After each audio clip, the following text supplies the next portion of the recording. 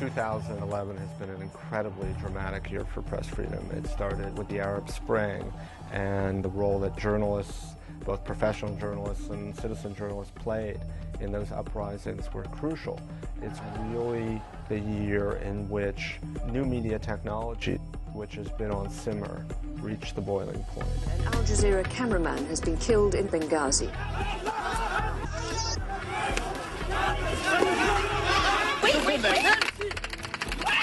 There's gunfire all around us. In 2011, journalists were attacked with much more frequency, but also more brutally. And we really saw that in Egypt, where CPJ recorded really an enormous number of attacks on journalists, upward of 150 in a 48-hour period.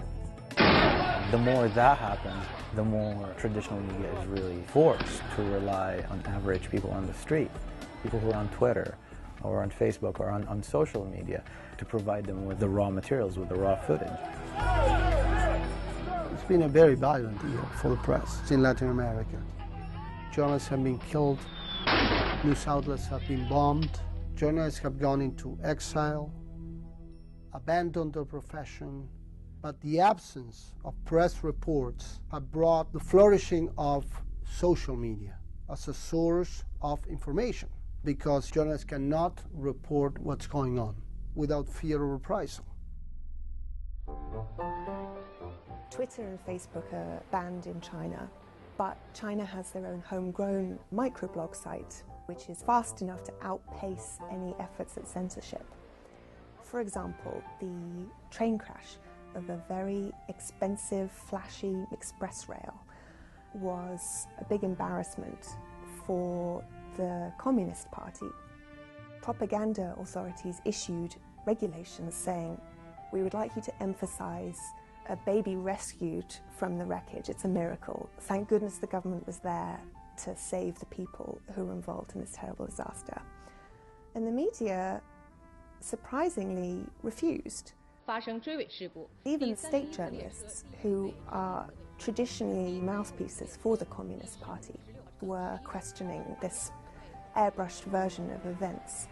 The internet facilitated that questioning because you were seeing on the microblogs images of the wreckage, personal first-hand accounts, so the doubts and demands for accountability filtered up from those first-hand accounts that were circulating online. Journalists in the mainstream media felt the sort of momentum, and they felt authorized by that pressure from below to voice them in their reporting. Social media has become a permanent part of the way news and information is being gathered and disseminated. But it really cuts both ways. The kind of information that's readily available through social media used to be the kind of thing that governments would arrest you and torture you to get. The internet is just a tool that can be used for good or for bad. At the same time as it had this transformative effect in the Middle East, what we saw everywhere else was a very strong ramping up in the use of the same technology against freedom of expression and against online journalists. For instance, targeted viruses, targeted pieces of software that you get sent in an email, and it's from someone you know, and it's about something that you've been discussing with them, and you click on the attachment. The document comes up, it looks very convincing, but at the same time a piece of software has been installed on your computer that logs everything you type, can be remotely controlled to rifle through your emails, rifle through all your files, transmit them, plant evidence, whatever you really want. And now when journalists are detained and threatened, the first thing they're asked for is their Facebook or Google password. A novel technique to stop online journalism is simply to deny people access. And you see this in places like Cuba, where an independent voice like Yoni Sanchez has a much more difficult time to be broadcast online. Obstacles range from censored pages, blocked websites, subjects that aren't allowed from public places. And on the other side, punishment can be social stigmatization or even prison. Also, there have been several detentions, kidnappings, verbal and physical warnings. But all that is part of a terror campaign to deter me from what I'm doing. When you put the internet megaphone in front of your mouth and speak out, you're much more protected. If you shut up, they will crush you. Half of all journalists who are in prison around the world work online. A higher proportion of journalists who are killed are also working online. Online media in Russia are not directly controlled by the state, but that does not mean that journalists who work online are free to do independent reporting and say whatever they want.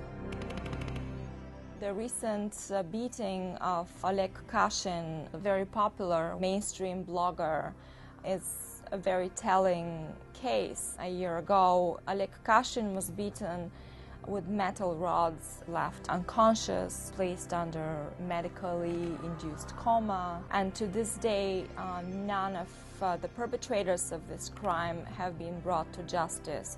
There have been no arrests, there have been no prosecutions, and so impunity in this case continues.